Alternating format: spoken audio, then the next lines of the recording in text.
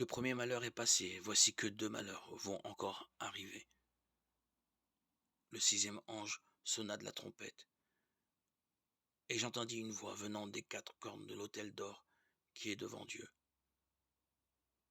Elle disait au 6e ange qui avait sa trompette: libère les 4 anges qui sont enchaînés au bord du grand fleuve l'Euphrate.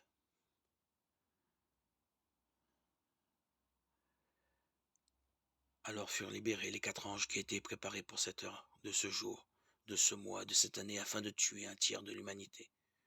L'effectif des troupes de cavalerie était de 200 millions.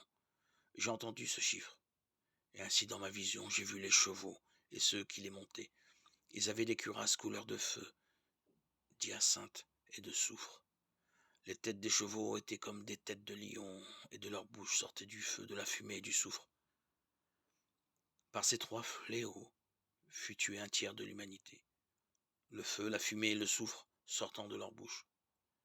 Car le pouvoir des chevaux se trouve dans leur bouche, ainsi que dans leur queue. En effet, leurs queues sont semblables à des serpents, et elles ont des têtes avec lesquelles elles font du mal. Mais le reste des hommes, ceux qui n'avaient pas été tués par ces fléaux, ne sont même pas convertis en renonçant aux œuvres de leurs mains, à l'adoration des démons et des idoles d'or, d'argent, de bronze, de pierre et de bois, qui ne peuvent ni voir, ni entendre, ni marcher.